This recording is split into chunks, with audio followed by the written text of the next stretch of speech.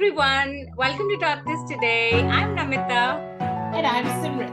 And we welcome you to this episode of Talk to Us Today, which is a continuation of last week's episode where we were talking to the very inspiring Priya Dutt, who, as you guys saw last time, and if you haven't, go back and watch, guys.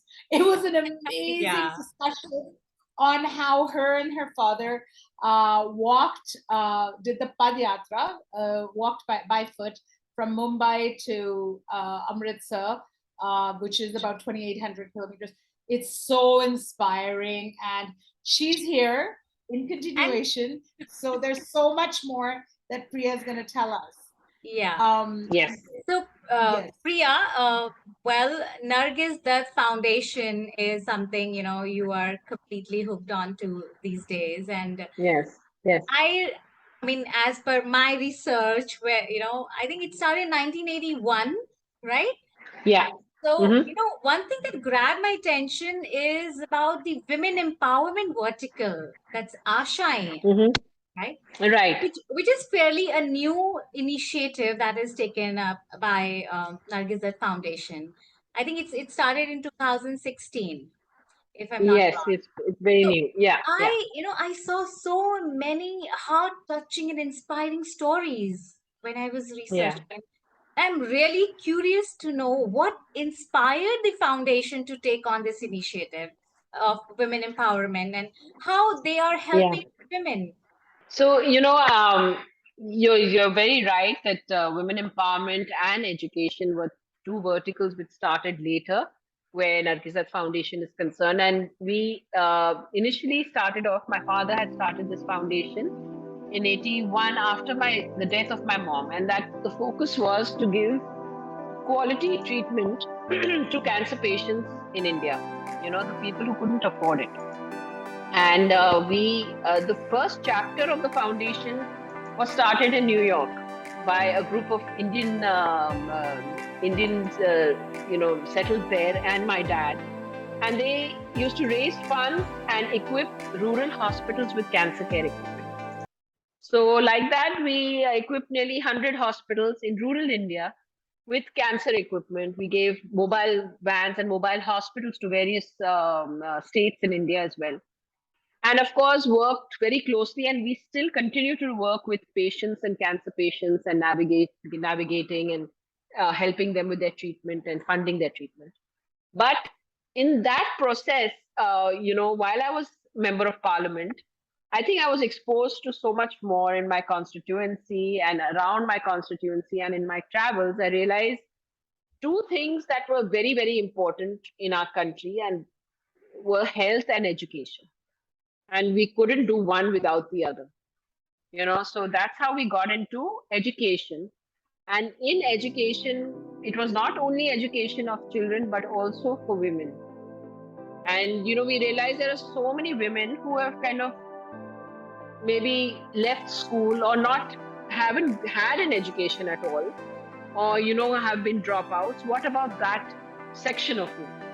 So we must empower them so that they can become self-sufficient. They are able to stand on their own feet and earn a living for themselves. And that's how the women empowerment vertical came about. We also do scholarship programs for kids.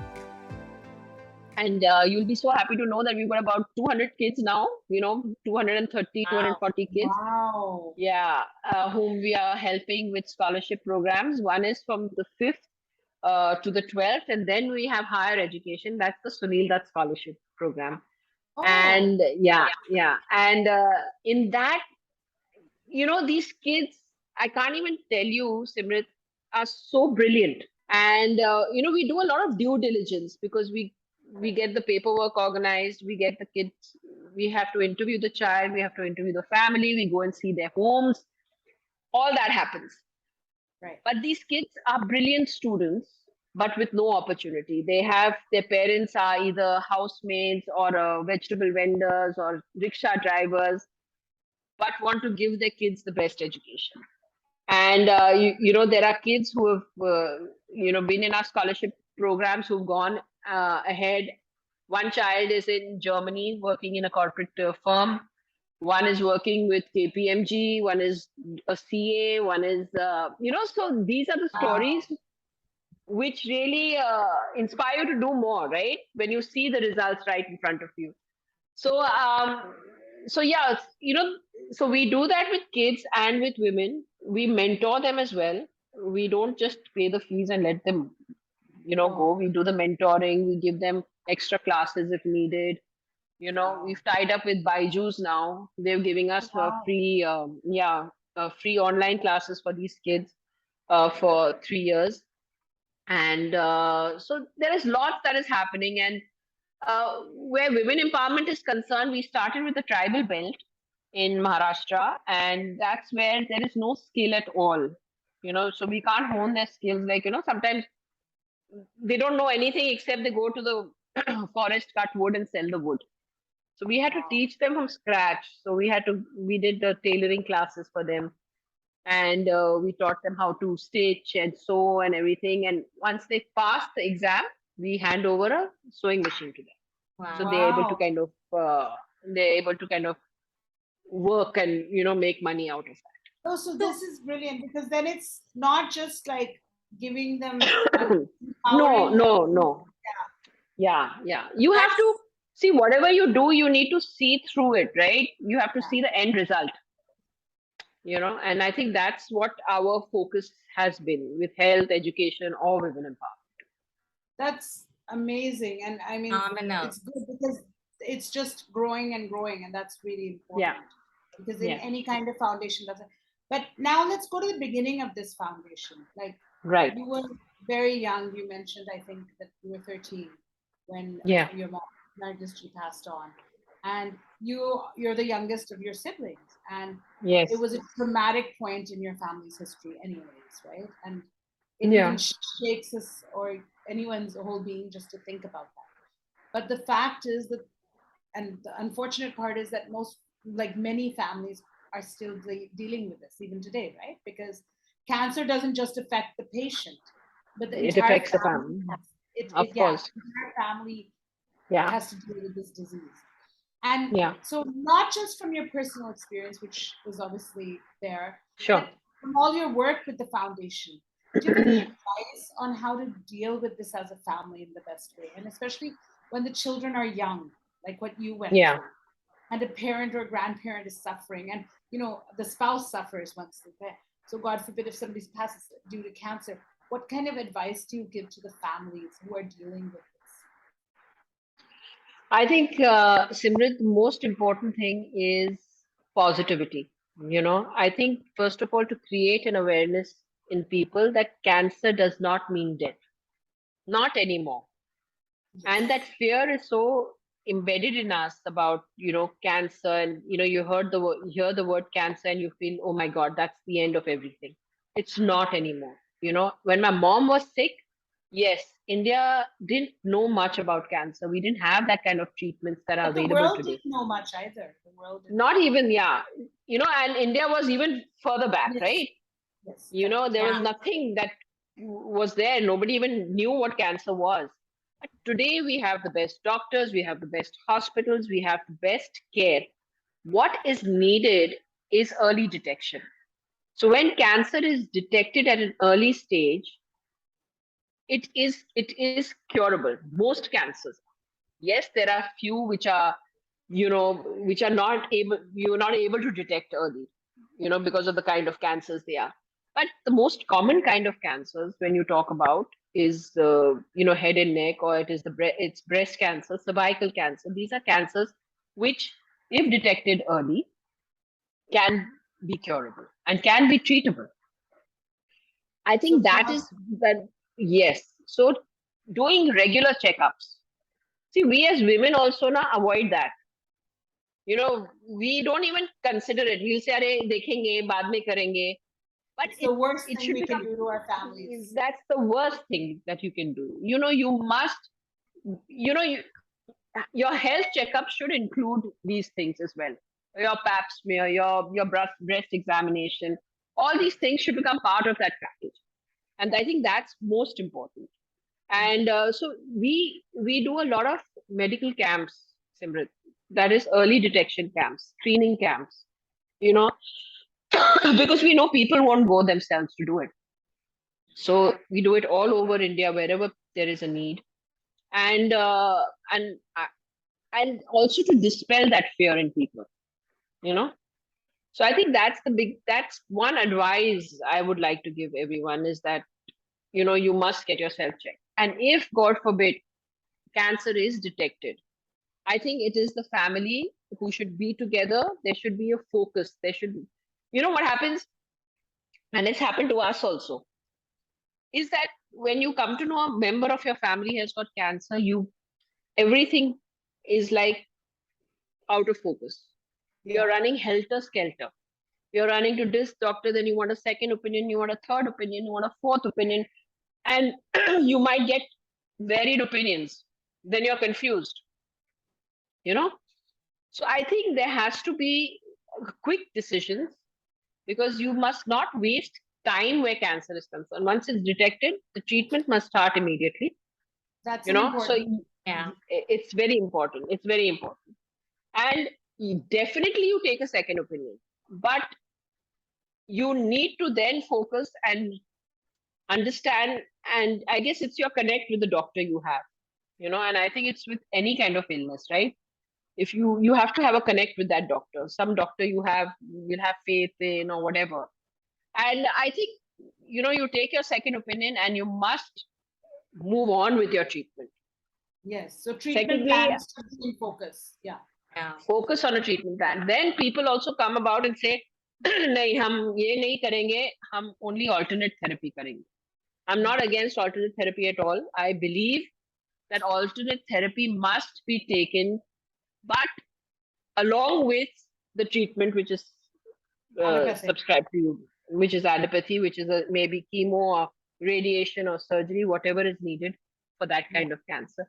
And yes, you bring in alternate therapy, because what alternate therapy does, it helps you deal with the chemo side effects better. Correct. It helps you deal with radiation side effects better. It helps you in many ways. But you can't stop one treatment and start the other. That's brilliant. What you've said is really what, some doctors also don't tell you. This is really important. Exactly. So if, God forbid, you have to go through chemo or radiation or any kind of form of treatment, the alternate will help you deal with the side effects and just for your body to be better prepared. Correct. So I think that's important. You know what, Priya, what you said, exactly same. One of my family member, and they actually did the same. They did both. Yeah. And with God's grace, everything is fine now. Yeah. So, yes. That's wonderful. Yeah. I think that's this advice. It's great. Yeah, that's very important, because we see so many cases, which come at a very late stage, and then, and it's something, and it's so sad, because that this could be cured if it was caught in an early stage. If it was caught in an early stage. But so that's how, when time gets wasted, and that's when you kind of lose the battle. And so the family has to stay focused, kind of support each other in the best way and go forward as a team. Yeah, and I think counseling is really important, and that's something which we lack in our country, because maybe it's the numbers or whatever, but counseling of the patients is something which there's like, it's not stigma, but like it's not the non-acceptance of counseling in any form. Whether it's grief counseling, it's not even stigma anymore in at least our circles, but it's just like, oh, I don't need it. Is that I don't know what that is. The counseling is a really important part of all spheres of life. It's very, very, very important. And I think, like when my mom was sick, and when we had gone to see her, they counseled us before we even went to see her. Oh wow! Because we were kids. Yeah, in US, they took us. That don't be scared when you see your mom. She'll have tubes, and because she was in the ICU, right? Yeah. So they prepared us. They explained to us what was happening, but you don't see that happening here, right, with children? Yeah. Yeah. So that counseling is something which is really very important. Yeah, it's very tough to deal with this. But we help each other by talking about it, by sharing. So of course. Yeah, definitely. So, Priya, you are also a politician and a mother. So, tell us about, how you balance both these roles. And you're an entrepreneur also. I just got to know right now. So, yeah, So especially, yeah, especially, since when your boys were like, your two boys were very young when you were a member of parliament and you had job yeah, between Delhi, Mumbai. How do you manage all that? yes. Oh my God, Simran knows it was it was quite grueling for me. So so I was pregnant when I fought my first election. Wow. So I was pregnant with my first baby, and I was running helter skelter, this and that. I filed my nomination and I went to the hospital. Yeah. And I delivered him. And in 5 days after delivery, having a cesarean, I had to go out campaigning for 15 days. Can you imagine? If you ask me how I did it now, I don't know. What? What? But it was crazy. And I remember they had made my schedules such that I had I told them I have to go wherever I go for the meetings or for the campaign. I will have to come back because I was feeding him.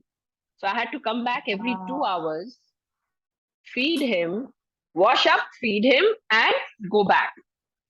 So I used to be out of the house early morning after his feed, come back like went on till like about 9 or something at night. And it was so amazing that my son, he was a baby, he never woke up at night. Oh, Can you wow. imagine? Wow. So my last feed used to be 11 o'clock and I used to sleep through and he used to not wake up. Such a long Wow. life he has been. Wow. Oh my God. He Yeah. really wanted you to get elected. I think he just wanted to give me the rest more than anything. What an understanding boy. Yeah. Yeah. So it was, He learned it in the so that womb.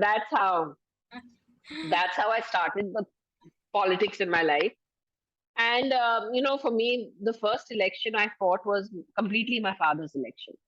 So I never won because I did anything or whatever. It was my father's work and it was his persona, it was his everything, which, helped me win my first election. But the second election, I won on my own steam because I had to really prove, I had to work very hard and really give it my best shot for being re-elected because nobody gives anyone a second chance, right? And you had to really stand and prove your worth before anything. So I was happy about that. I was happy that I was able to kind of create my own individuality in this whole thing because being being a daughter of such a loved and famous person is I think it's a wonderful thing, but it's not very easy It's when also, you're in the same profession. for lack of a better word, it's also a burden because it's the burden of Yeah, because responsibility. a responsibility of not having to falter in any way. You have to watch what you do, and it's the shoes are just too big to fit in, and then there is this constant comparison, correct, with your father. Correct. And so everything I did was, अरे दत्त साहब होते तो ऐसा करते, दत्त साहब होते. So it was that I had to break through that, and so it was a very interesting journey for me, really. And so I fought 4 elections. I won 2, I lost 2, and the last one I didn't want to fight, but I think in the end I didn't have a choice because they hadn't got anyone. But I did realize that after a while you get saturated. You're not able to give anything more, or you're not able to give anything different. So that's the reason I took a back seat from politics and really focused on Nargis Dutt Foundation completely, because that is something I wanted to kind of nurture and I wanted to build further. And I thought I could contribute to better there. I think this must have been more of a, like, without realizing it, like a subconscious personal choice, because you are so good at everything you do. But I think for whatever reasons, which we won't get into, you probably wanted to choose a different path, and that's how that path chose you. And, yes. You know, and now I believe these days you have a new baby, right? Like your restaurant. How did that happen? That I think that is something which you were planning during just before the pandemic, you know. Okay. So my husband invested in one restaurant, and I started one restaurant. Oh, you did? Yeah. So my husband is a co-owner of Izumi. It's a Japanese restaurant, which he started some time back. And I thought I wanted to start something different. And I wanted to create a little cafe, which was like an Iranian cafe, not the old Iranian cafe, but with Iranian food, Persian food. Right. Authentic Persian food. So that's what we started. It's called Mommy June. And and it's, I think, the most authentic Persian food you'll ever eat. And it's really cute because it's built. I mean, the whole restaurant is around a little library, and all the books there are from the library of mom and dad. Their collection. Wow! So does it have a lot of flavor of the Dutts in there? Yes, it does. It does. Simrit's antennas are up the moment you said library. I know. I'm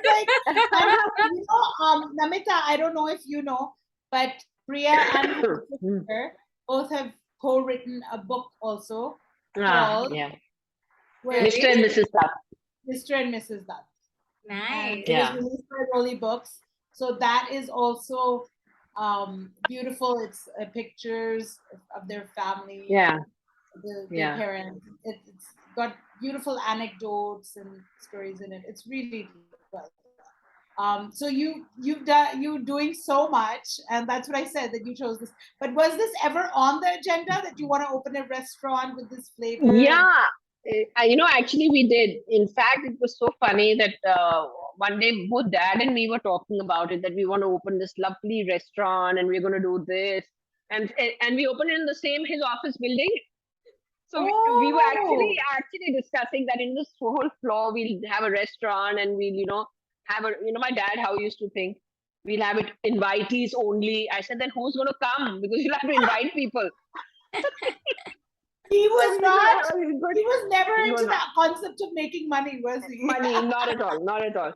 So, you're great at everything you do, and that's what it shows. Like this dream of your dad's, like of owning this restaurant, you made it come true. So you're really pushing ahead. Like you're doing a great job of continuing his legacy. Thank you so much. I think, Simrit, let's do the fun lightning round, where you answer the questions top of your head. Yeah. Are you ready? So the first thing that comes into your head. Yes. Okay. So, which Bollywood movie do you wish you had played the lead role in? Oh my God. That's a tough one. That's a very tough one for me. I don't think any. Oh, come on. Think of something. Okay. Raat aur Din. Raat aur Din. Oh, wow. You don't even know. You don't even know. I know. I don't know. What about the remake of Mother India? No, too much for me. Raat aur Din would be right for me, actually. All right. Go ahead. What's your favorite Hindi song? I'll tell you which one. Ajeeb Daastaan hai ye. Oh, I love that song. I love it. Yeah.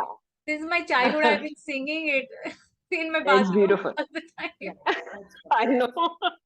I'm not a good singer, but yeah, good. Love the song. Okay.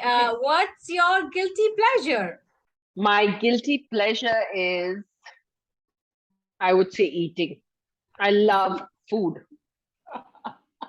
That's your it is a guilty pleasure. That's your Punjabi blood. Yeah, it is guilty pleasure because sometimes I just love overeating sometimes. And maybe rice is my guilty pleasure because I'm not a roti eater. That's not the Punjabiness in me. That's not. Okay. So what's your pet peeve as a trait in others? Like something that you can't, like if that happens in a person, then you just can't. What's a pet peeve? Someone who lies. Fair enough. Yeah, I can't handle. So my kids also know that about me. So I just have to give them one look and say that if you're lying, I'll know. Yeah. So they cannot lie to me. That's awesome. That's good. Yeah. So, lies I can't take. Yeah, I think that way many of us are very similar. That's one thing that if we are honest, we just don't understand what's the need to lie. Yeah. Okay, what's the most romantic thing that your husband or your other partners or whatever ever, like what's your most romantic experience ever, personally? I think it was with my husband when he organized a surprise Valentine's dinner for me. And it was, it was one of the things up on the terrace. It was just him and me. He had lit up that whole place and he had called a chef. And so it was our own little space, our own little restaurant up on our terrace. So but I think that was the most it's like something out of the movies, right? Like it was for me. So that was I think the most romantic. That's awesome. Wow. Oh my God, this was so amazing, Priya, talking to you, connecting, hearing all these unbelievable inspirational stories. Thank you so much. And thank you for being such an inspiration to the women all around you. Continue doing the great work you're doing and carry on this great legacy started by your father. Thank you so much, Simrit. Thank you so much, Namita. Thank you so much, Priya. Thank you so much, Priya. It's been an honor knowing you. And I think we have to go off screen sometime and I really want to know more and more stories. Yes. Sure. It was truly been an honor, Priya. Thank you so much. Yeah, that's all on Talktous today, but we look forward to hearing from you all. Please tell us what you thought about our today's SheRoars segment by sending us an email at hello@talktoustoday.com, or you can use the comment section below and let us know what you think about it. And do let your friends know where to find us. Also, to know more about Nargis Dutt Foundation, please check out the description below. We have given all the details and all the information. And please don't forget to hit the subscribe button and hit the bell icon to stay notified of our new videos every Friday at 6 p.m. Thanks for joining us on Talktous today. Remember to talk about Talk to Us today. Keep smiling, keep laughing, and keep talking. Most important one. Keep talking. Thank you, Priya. Thank you so much. Thank you everyone for watching. See you guys next Friday. Bye.